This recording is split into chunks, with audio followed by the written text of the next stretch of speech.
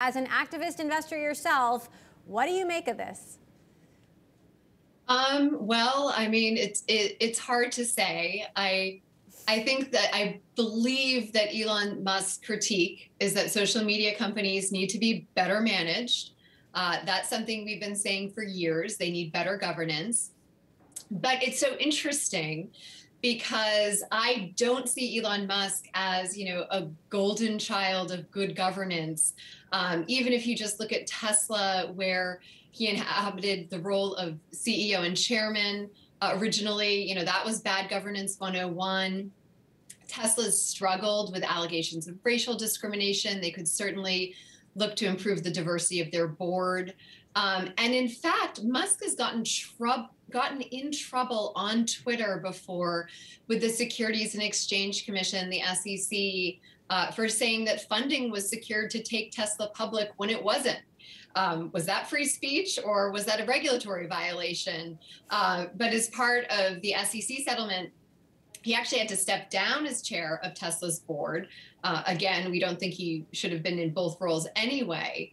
And, we've seen the same with Mark Zuckerberg, who, I guess now another social media mogul, struggled to learn that lesson, that unchecked power, has been detrimental to Facebook or Meta. I think that Musk has the ego and the capital, and I say this, in the best way possible. He's got the ego and the capital to launch a new social media company to try to reform Twitter. But I don't think he has the expertise in terms of how to actually make that happen.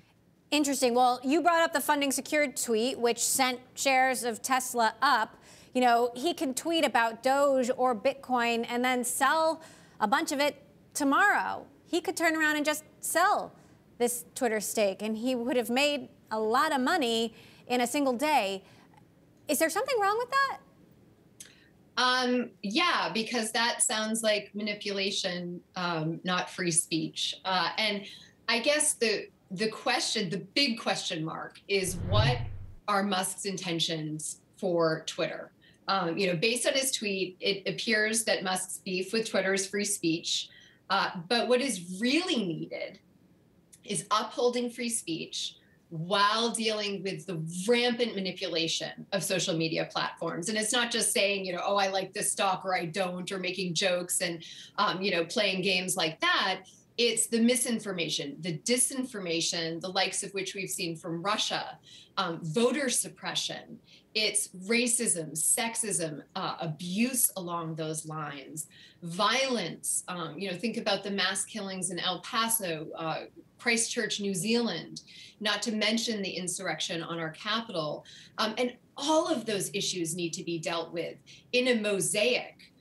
So I think Musk might be simplifying things in a way that just isn't possible. Now, Arjuna Capital still has a small stake in Twitter, as I understand it, but smaller than it once was. Why is that? I mean, take a look at the stock. Right. I wonder, could Elon Musk be good for Twitter shareholders? One thing about, Elon Musk is he's a brilliant engineer and he's a systems thinker.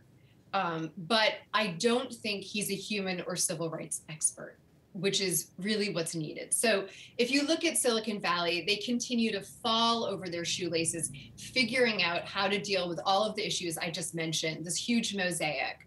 But I don't see anything in Musk's background that make him the man for the job.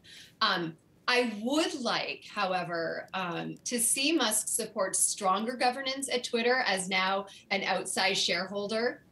And that could be in the form of board members that do have human and civil rights expertise to address free speech. So, we've stepped back our positions in Twitter because of, all of the issues it's had.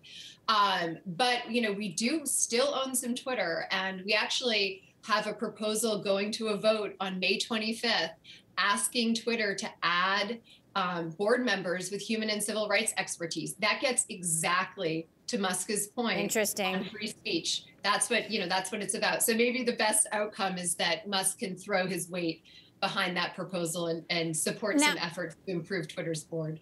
Now, of course, Jack Dorsey left fairly abruptly last year, left as CEO, left the board, but is still a fairly large shareholder, has 2.3% stake. We haven't heard from Jack. What was your experience in dealing with him as an activist investor, and what do you imagine he's thinking?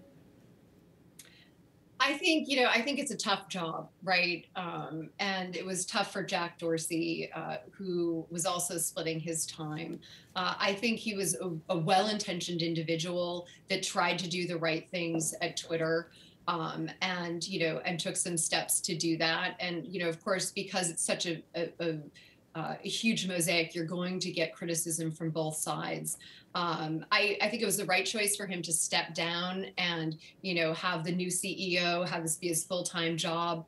But there's still work to be done to make, to transform the town square, if that's what this is. A lot of people spend a lot of time on Twitter, but it's a small chunk of the population, and the manipulation that's happening over these platforms is really unfortunate. So we'll see what happens, but there's room for improvement, and maybe Musk can be part of that.